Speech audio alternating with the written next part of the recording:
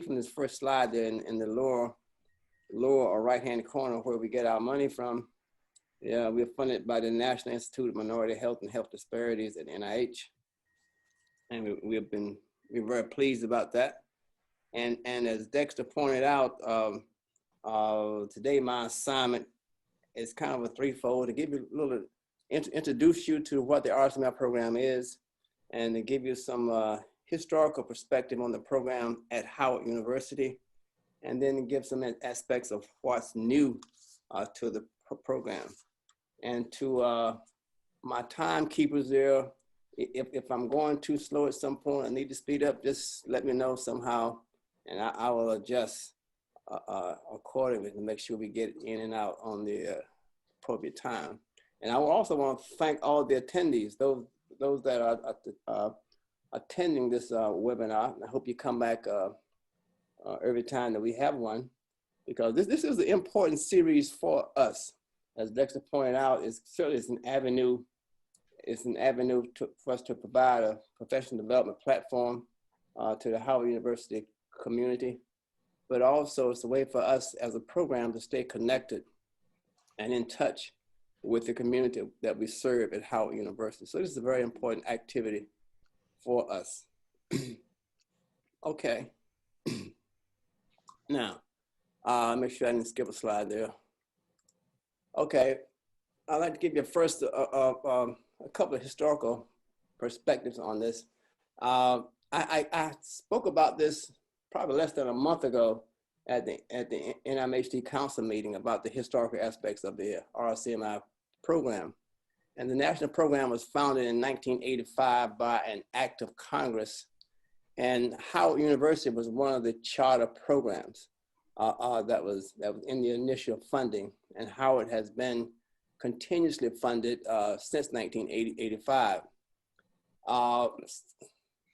I have to put an asterisk by that because some of those funding years were with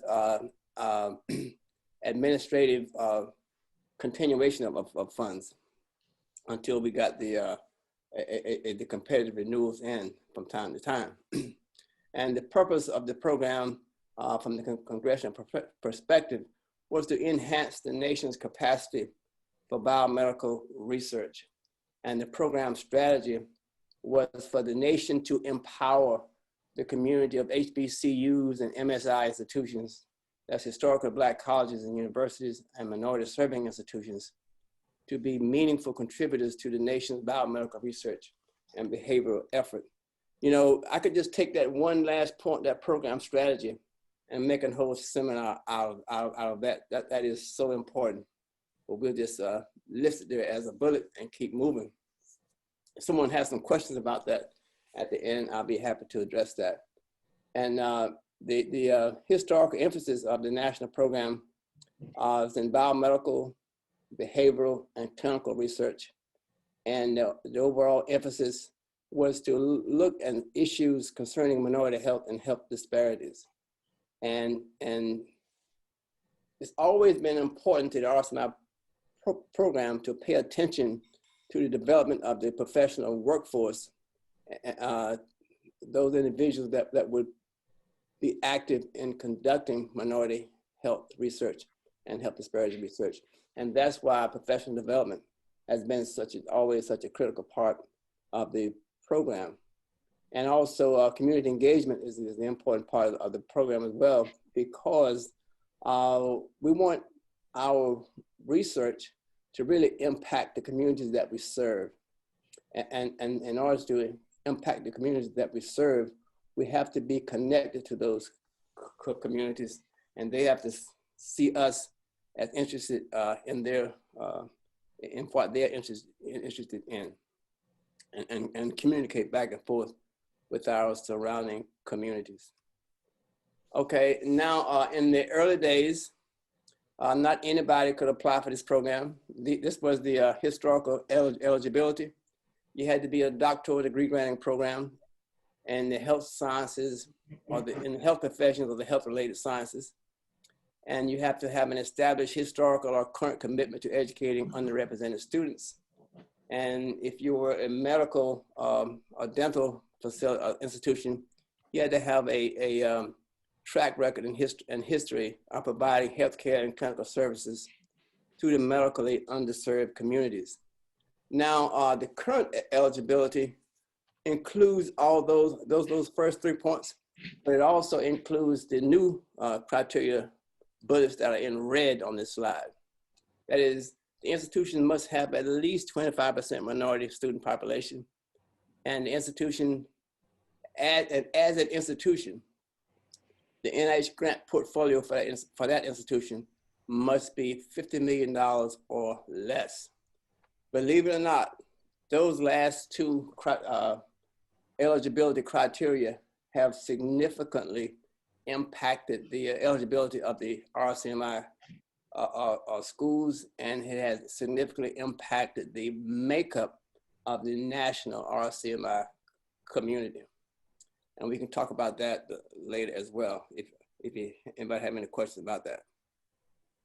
And the RCMI community, right now as it exists, it's about 18 institutions across the country. And those institutions, they make up a community network or community of schools, and they engage in certain activities. And one of which is the biannual research symposia. And in the early days, there was also a biannual program directors meeting. The program directors meeting really doesn't occur anymore. It stopped maybe about 7 or 10 years ago, but that was so. And the biannual research symposia and the biannual program directors meeting, they occurred on alternate years, so there was a meeting every year.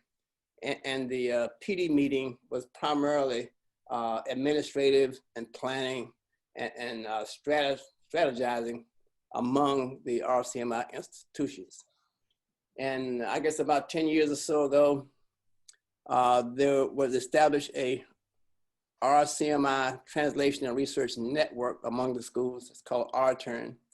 And the whole idea behind that was to support inter-institutional research efforts across the RCMI network, and also to support efforts between RCMI institutions and non-RCMI institutions around the country.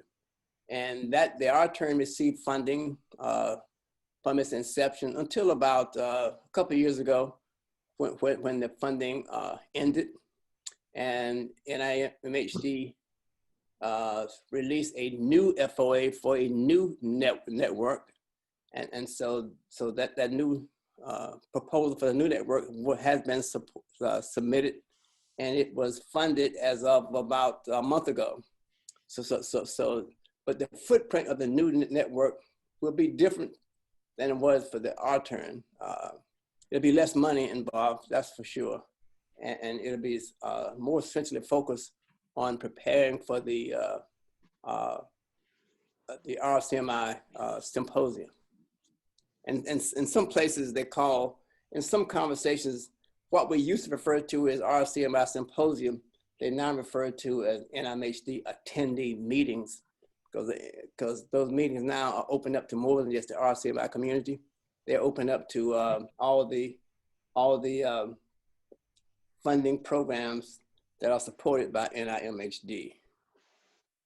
Okay, in 1985, the program began, and the initial program leadership was under Dr. Warren K. Ash, who was the Associate Dean for Research in the College of Medicine. And it was Dr. Ash that really provided the initial vision and focus for the program. And it was him, and in collaboration with Dr. Georgia Dunstan, who really solidified the RCMI as a critical Howard University research tool. And I succeeded Dr. Ash in 2003 as the program director. And in 2012, there was a change in how the funding agency wanted the program to be administered at the institutional level. And what that meant was that fundamentally, what used to be referred to as the program directors became the principal investigators of the program. Prior to that time, the principal investigators was like the dean of a college, and in some institutions, the principal investigators was the actual president of the institution. And NIH decided that they wanted the program, they wanted the principal investigator to be more involved with the day-to-day management and running of the program, which had historically been the role of the program director. So at that time, they encouraged all programs as they became up for renewal to convert the PD positions to PI positions.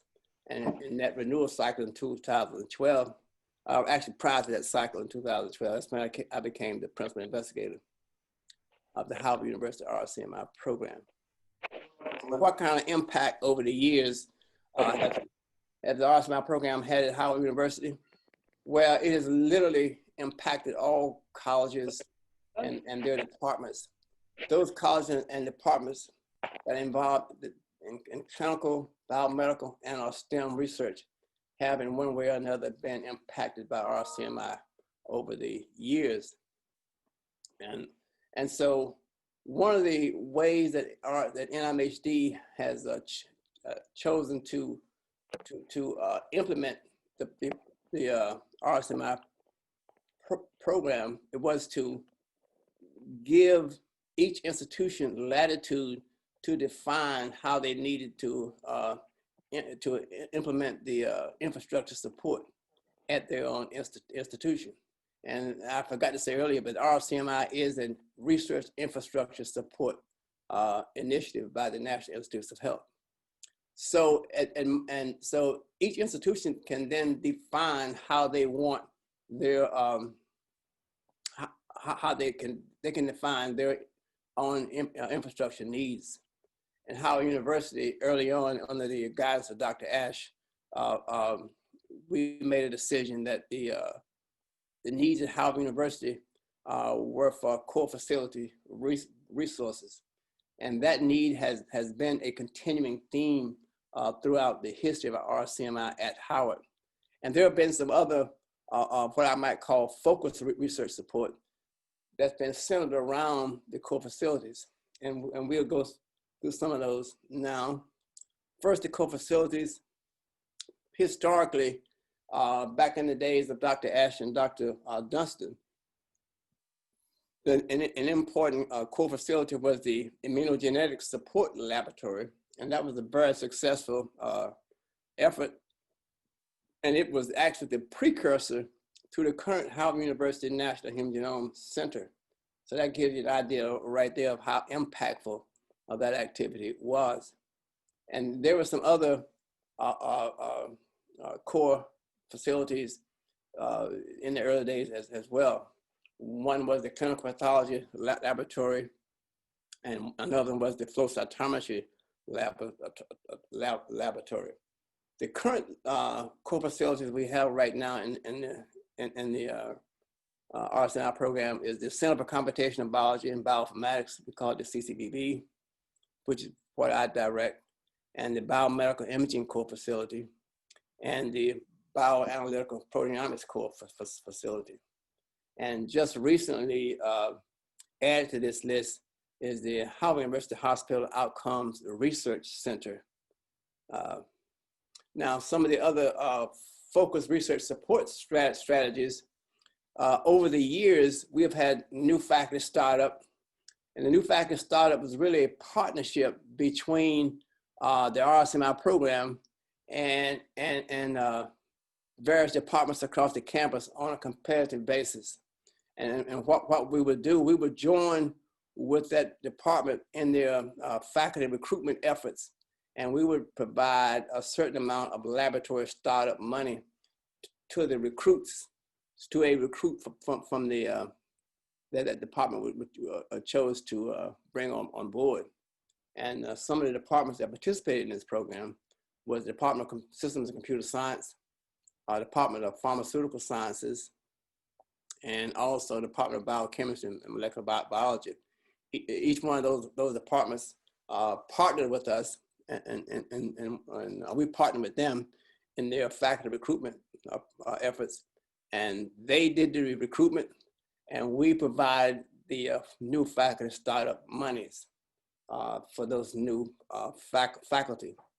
And that worked out very well with us. Under that program, there were 3 new faculty recruits. One is currently an associate professor, one is currently a full professor, and one after a few years left Howard University. So we think that when they come in, you know, as a new recruit and you make it all the way through the ranks to full professor and associate professor, that's a pretty good track record, we think. And also, we've had a pilot project program. We still have one now, but it's a little bit different from what I'm talking about now. The pilot project program that we initially had was where we would just, we had a pool of money, and we would offer solicitations across the campus, you know, for research projects that they want that needed support for in the area of minority health and health disparities. And those were reviewed competitively, and then we would pick the top 3 or 4 and fund those. And they were funded for anywhere from 1 to 2 year periods. Now that initial pilot project program has matured into what we call investigative development program, the next bullet there. And that also includes a pilot project program, and that's directed by Georges Haddad in the Department of Physiology. And that includes a pilot project program, but it also includes some added benefits to the awardees, and that is mentoring, and also we create a community with the new awardees where they can get to know each other, support each other, and really work together as a team. And the Investigative Development Corps works very closely with the Professional Development Corps as well, because they rely on the Professional Development Corps to really provide mentors and mentorship training for the junior faculty awardees in the Investigative Development Corps. And the Investigative Development Corps is all for junior faculty, junior or early stage faculty, okay? And so and that's a current program that we have now. And we also provide community engagement support and community engagement support. That's the Community Engagement Corps that's directed by Carla Williams. And the idea behind that is for there to be to establish long-term relationships between Howard's RCMI program and community-based organizations in the local area. And the idea behind that kind of relationship is that we want to make sure that our research efforts are informed by the needs and interests of the community that we serve. And then as we conduct research, we want our community to be the first consumers of our research results. We want to make sure that we have an avenue to report back to the community our findings. And also this kind of community relationship interaction, we believe really forms a good foundation for there to be for us to engage in the community around us as research partners, and which is really essential in addressing critical issues of minority health and health disparities. And in the program right now, we also have what we call embedded project support. We have 3 projects that are 5-year projects. They run the same term as the overall program, and they were competitively selected as well. And one is on prostate cancer, directed by Dr. Bernard Kwabi-Ado, and one's on diabetes and hypertension, and that is directed by Samrajan Ghosh, and Peter Whitesell has a project on sleep and sickle cell disease. So the Investigative Development Corps and the Community Engagement Support and the Embedded Project Support, they're all components of the current RCMI program, along with the core facilities of the CCBB, the Imaging and Proteomics, and the Outcome Research Center. Okay. Another thing that RCMI has done, we've engaged and hosted a number of conferences over the years. Starting back in 2014, we had our first Advancing Computational Biology at Howard University Symposium, and we did another one in 2016. And then in 2017, we did our first Health Disparities Research Summit at Howard University. And in 2018, we had the Computational Research at Howard University Symposium. The 2018 symposium, that was really focused on Howard University to get a better feel for how investigators at Howard were engaged and utilizing computational research in their own research efforts. We felt like we needed to know that in order to better serve the computational research community at Howard. And so all these conferences were very successful. All these conferences really brought to Howard University an important conversation about health disparities and computational biology. I remember the one from health disparities. There was somebody who registered and came to that conference from Alaska. So I don't know how we advertised all over the country, and people came to these conferences, far and wide, but I met someone from Alaska at that conference. That was unexpected to come that far. Maybe that person was attending a second conference here and just stopped by, but that's what they said.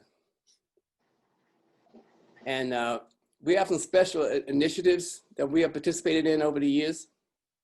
One was the Howard University RCMI Faculty Scholars Program, and that was a collaboration with the Office of Faculty Development and the Office of the Provost.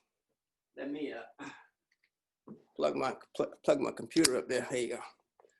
That was in collaboration with the Office of Faculty Development and the Office of the Provost under Dr. Dark. She was our partner in that.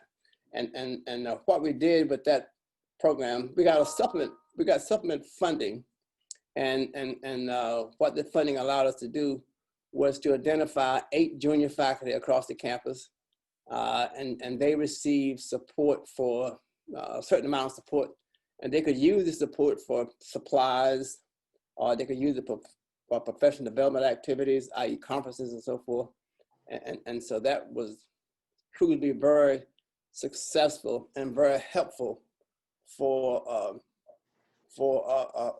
those faculty. And those 8 faculty were identified with us with the help of the Office of the Provost. And they included faculty from across the campus, from the College of Medicine, the Arts and Sciences, and the Pharmaceutical Sciences, and I believe engineering as well. I believe engineering was in there. And then we also got supplemental support for the stage research development for preclinical scholars. And what that was about is that we receive funding to give training to medical and dental students, workshop-based training to medical and dental students, to expose them to issues of health disparities in their own discipline. And the idea was that by giving them exposure to this way of thinking within their discipline, then that would enhance their chances, enhance their interest in embedding health disparities in their career choices.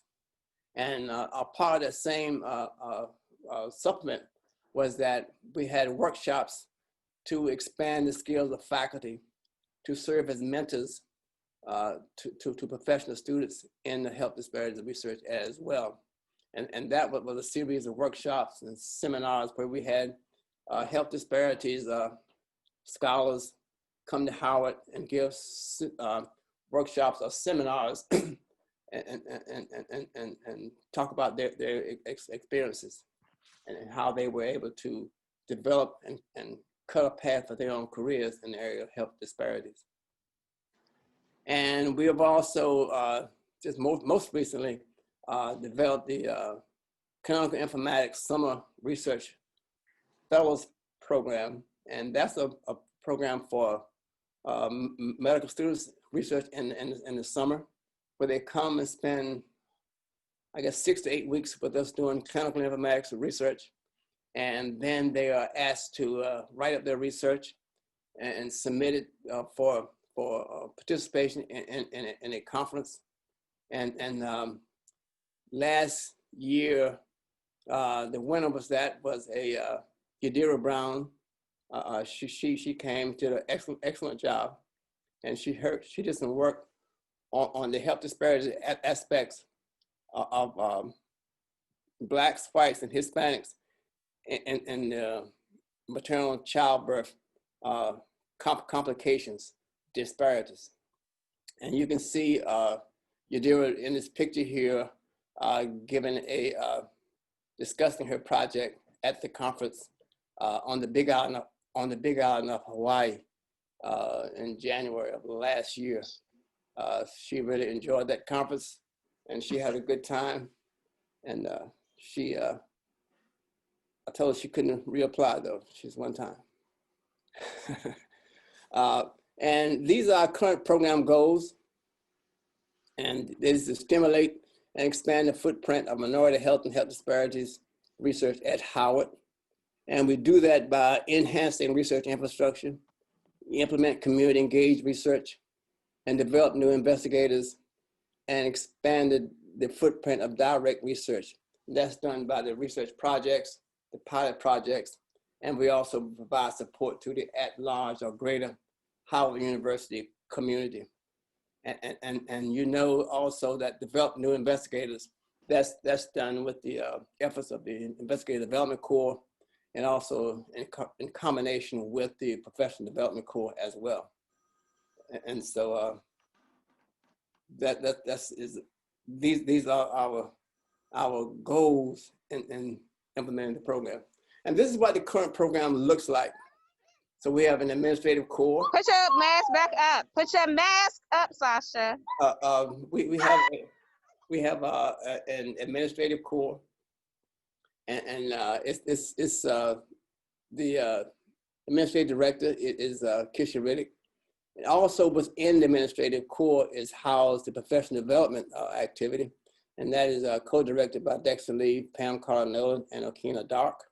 And also within the administrative core is the is the program evaluation, and that's Suzanne Randolph Cunningham. She's our evaluator, and she is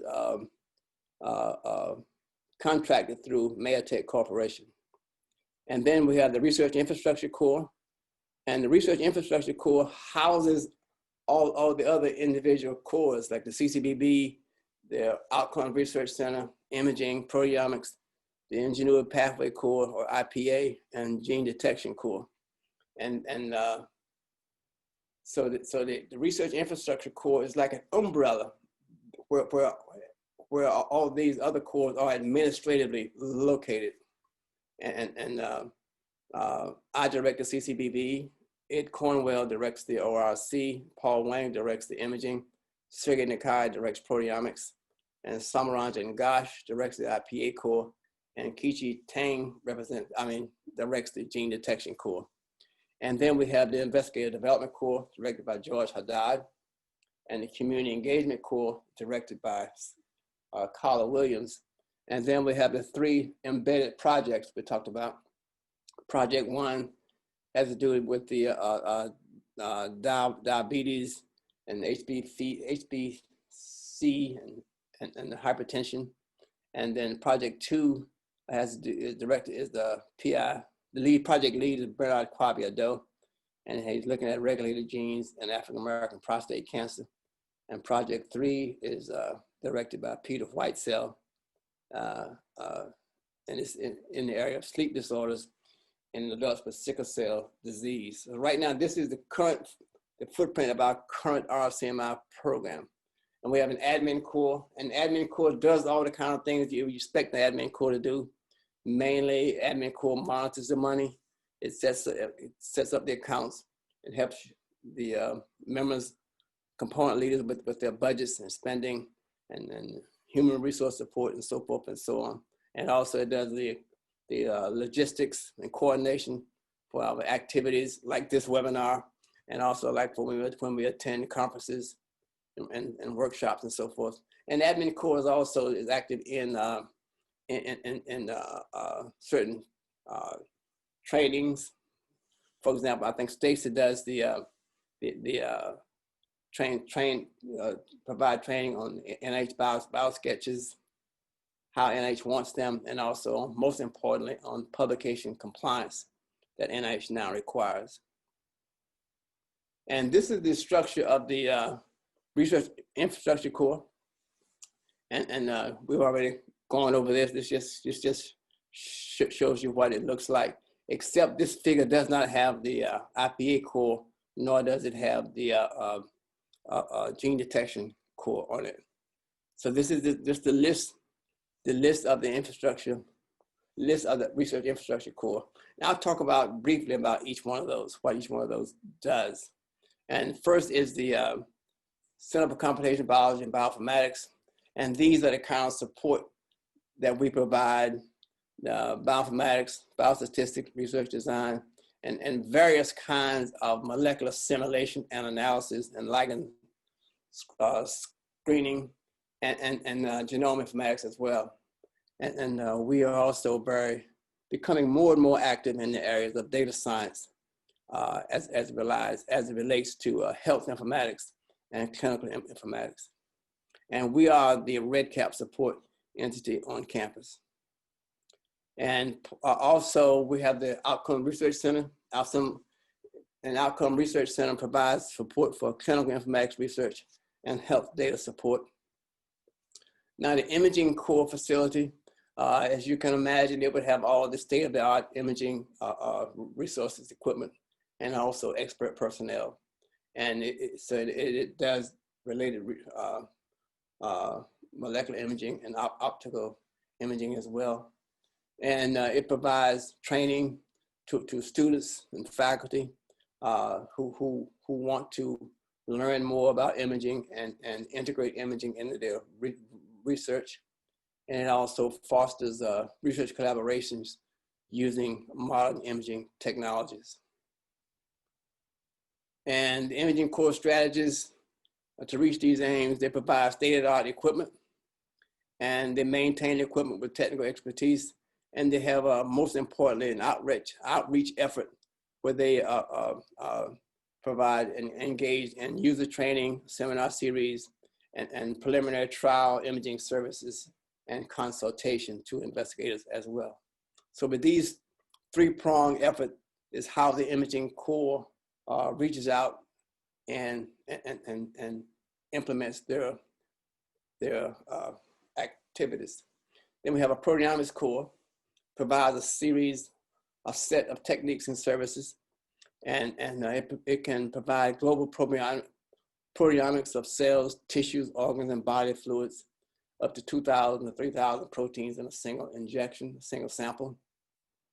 And it can do protein identification and post-translational modification analysis. And it can also do protein interaction or protein identification studies as well. And when I talk about each one of these cores, I'm really just hitting the high spots, hitting the high spots of what they can do. They can do a lot more than what I'm really touching on now. And then the three research projects, biomedical and clinical research addressing minority health and health disparities. And just want to say another thing. As you may have noticed a theme, almost everything I talk about, everything I say regarding RCMI, it always comes back to addressing minority health and health disparities. That's what we're funded to do. So all our efforts centers around that. And so Project One, the full title of that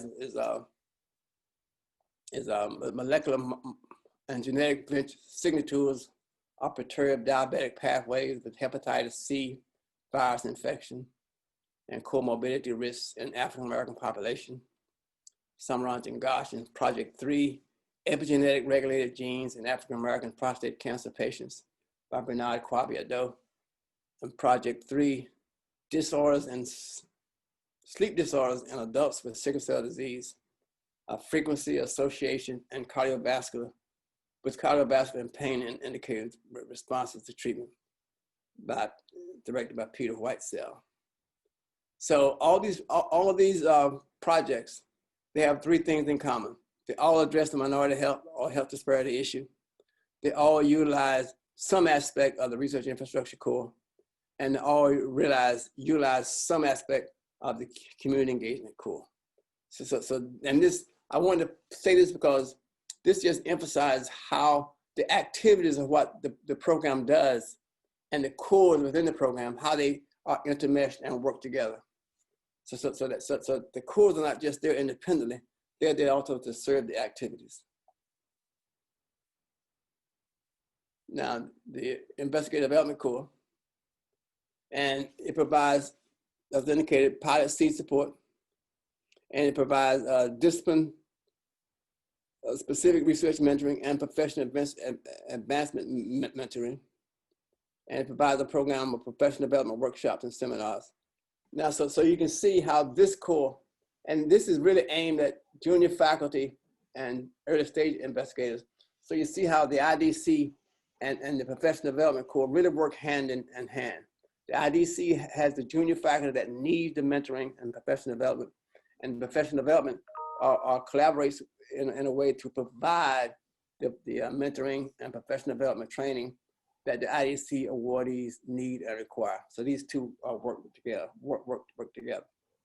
Dr. Sutherland, yes. There's a question in the chat, and okay. The question is, what is the status of the genetic core and who runs it? The gene detection core. Okay. Yeah, it's one of the, it's ran by Dr. Tang, Chi Tang in the Department of Microbiology. And it is a core that was not included in the RCMI funding. It's a core that we saw a need for, and we added it on. And so how is it supported, right? It's supported, you know, where we can see something extra that we didn't spend somewhere, we support it that way. But that's what it is. And what it is, it's a activity where people can go in and detect the presence of whether genes have been expressed or not. Okay, but right now they detect that via protein expression, translation. Okay, and I want to say something about that later on when I get to what's new. Okay. Thank you. No problem. Now, this is the IDC process, and the amounts is $50,000 a year. Project period funding plan. Year 1, we funded 4 2-year projects. Year 3, we get ready to fund 4 1-year projects. And year 4, we go fund 4 2-year projects. And the eligibility of this program must be a full-time Howard University junior faculty or early stage investigators. The solicitation process is campus-wide release of a FOA with due dates, proposals, and so forth. The review process is external to Howard University. Now, all our review processes, for this program and the earlier pilot project program, they were all reviewed external to Howard. We just felt that that's easier to do. Not necessarily easy to do, but it just makes for a smoother process. Because when you do it externally, you avoid certain internal interactions. So this is all done externally, and we generally give our the reviewers the same instructions that NIH give its reviewers, and same score sheets and all that. And they send the scores back to us, and then the funding decision is made by me, the PI, and IDC director based on the results of those external reviews. Okay. And the community engagement core, Specific Aims, is to establish long-term relationships with local community-based organizations, as I indicated earlier. And it also work with those partners to promote participation in research. And then another important aspect is to disseminate findings from the Howard University RCMI research to relevant communities.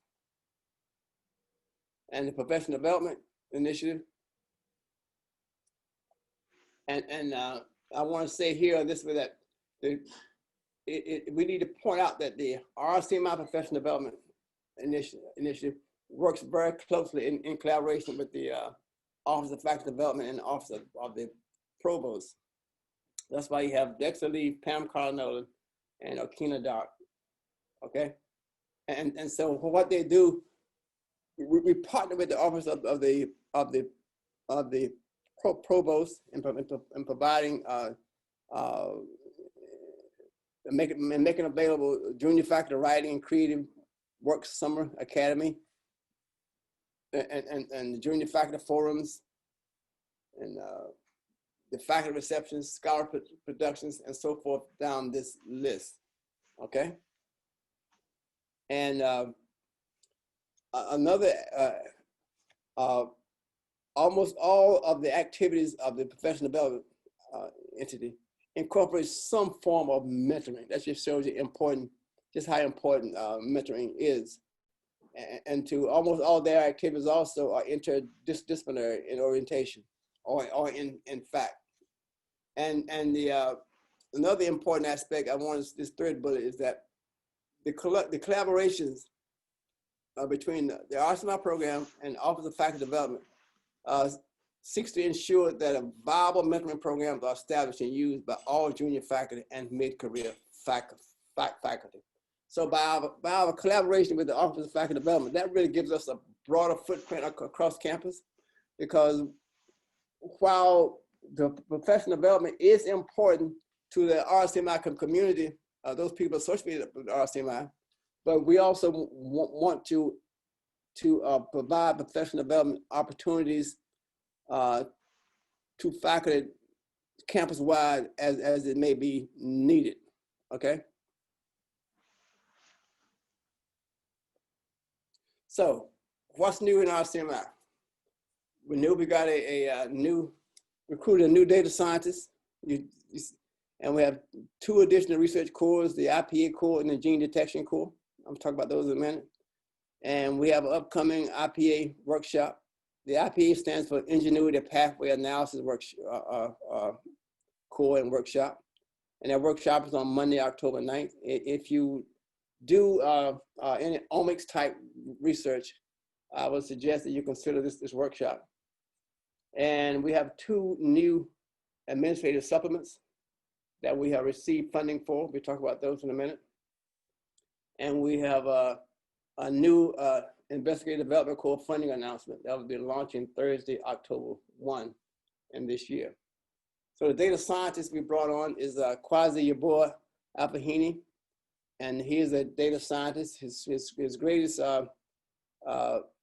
most experience is in the area of clinical informatics, health sciences, clinical data, but he's also proficient in genome informatics as well. And the Ingenuity Pathway Analysis core, that's one of the new cores. New meaning it's a core that RCMI has established, but it was not one of the funded cores. It's like the gene detection core. It was not explicitly funded. We just have to find money for it. And it was created because of such a need for this core that we got lots of requests.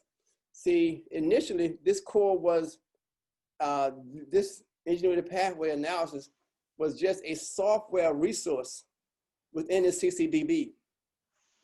But because the demand and interest in this particular software became so great, until we really spun it off as its own core.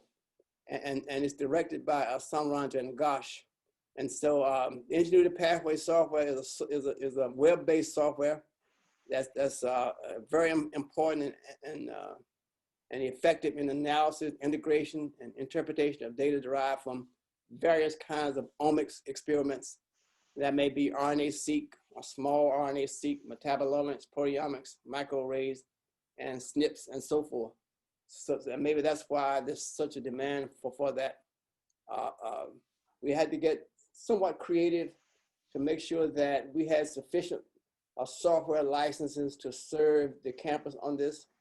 This license for this is not all that cheap actually, but I think with Gosh and the way he manages it, we're able to serve the campus needs. If we can't, probably not all at once, but we can serve it, by ordering or sequencing access to the software. The next is the gene detection analysis core. That's one the chat question was about. It's directed by Kichi Tang, professor in the Department of Microbiology. And it was just established in 2019. It's just a brand new core. And it examined levels of gene products from cell culture, animals or humans. And there are two components of how you can, there are two components of how you can really monitor gene expression, and by mRNA and by protein. But what he's doing right now, he uses this iBright Western blot imaging system for detecting protein levels. So what the core right now does, it uses this system to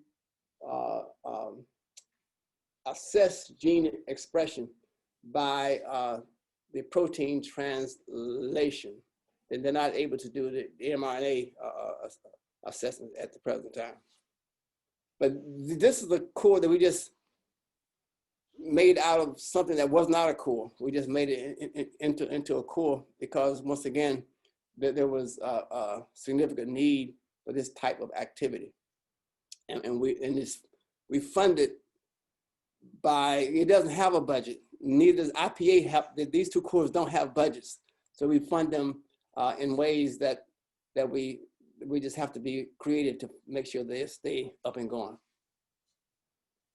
And we had two administrative supplements. One is in a supplement on Alzheimer's. The lead for this is Eric Walters in biochemistry.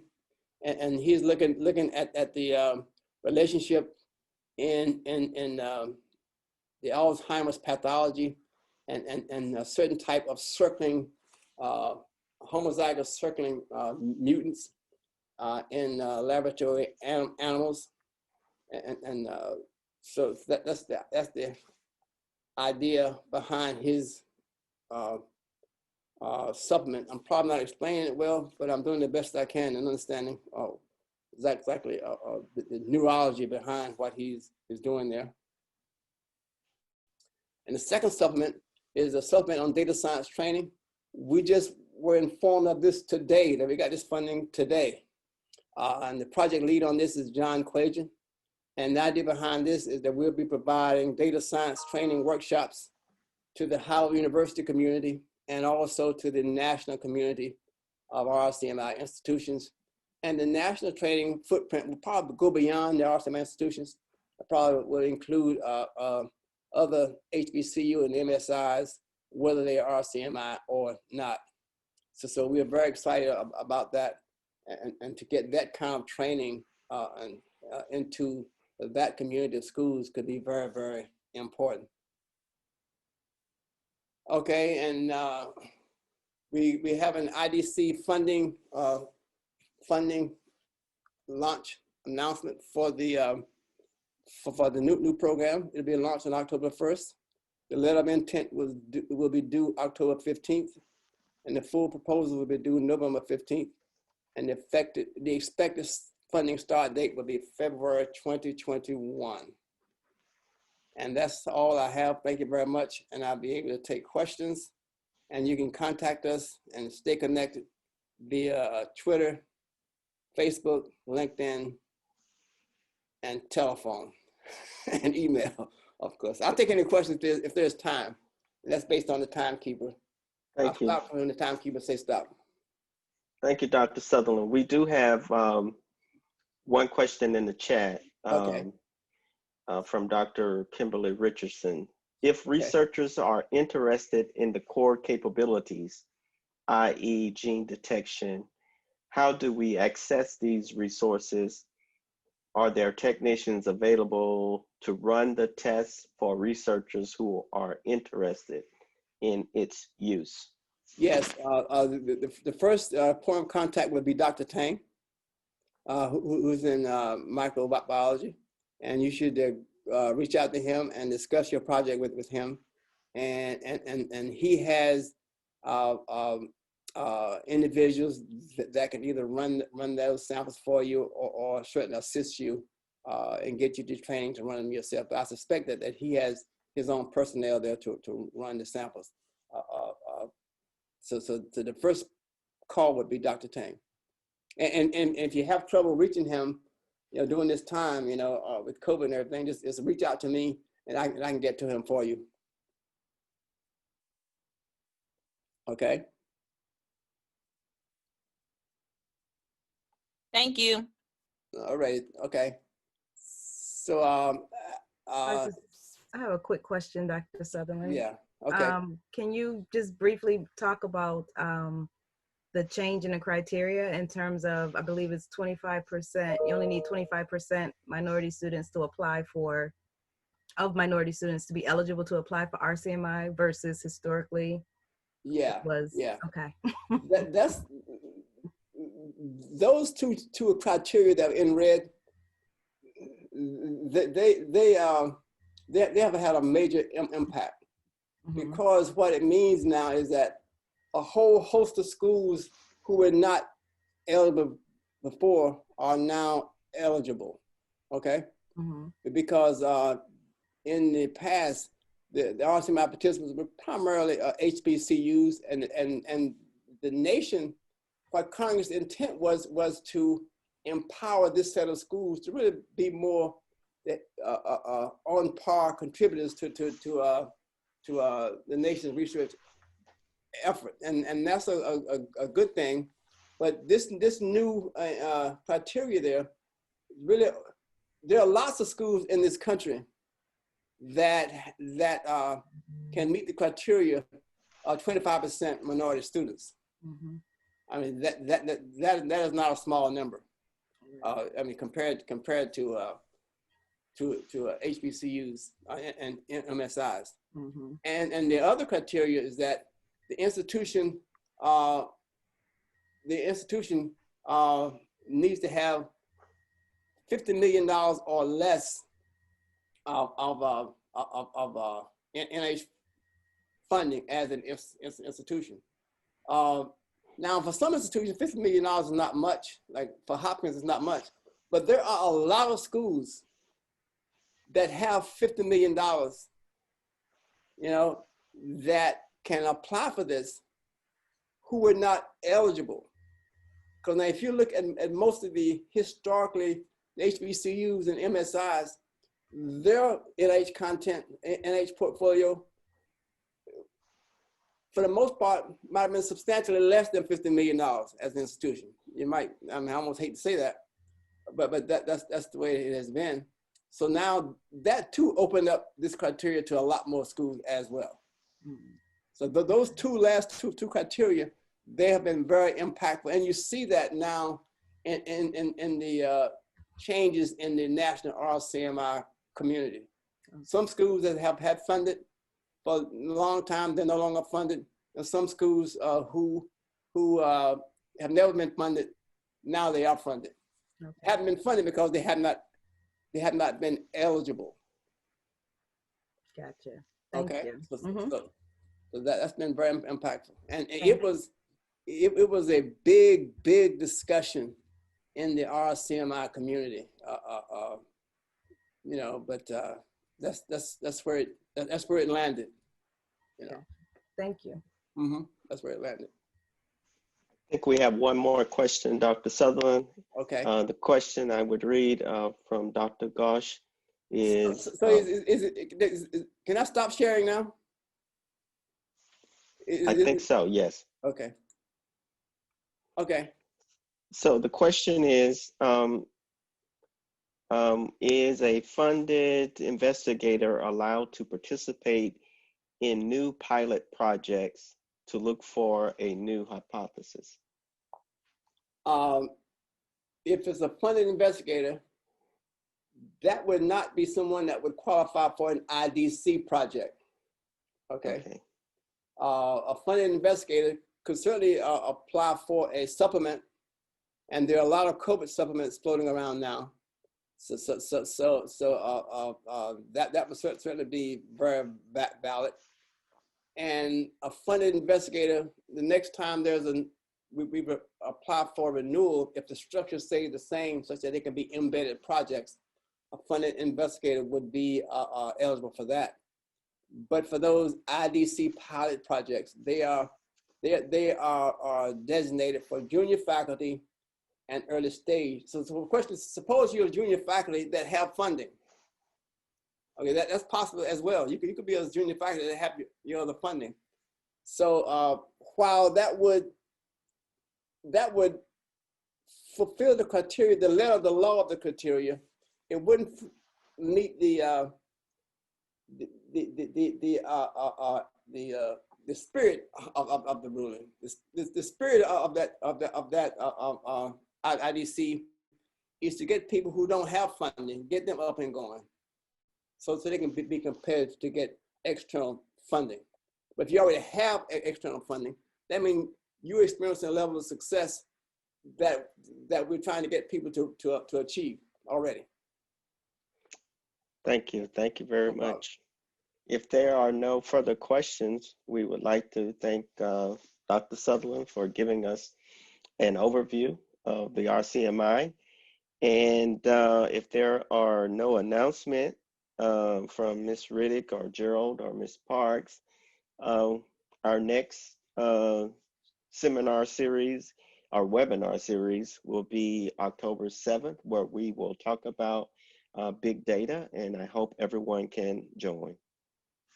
Thank you, and thank you, and Pam and Okina, Dexter. I appreciate it. Thanks a lot. Oh, thank you, everyone. you're welcome. Take care. Thank you, everyone. Thank you.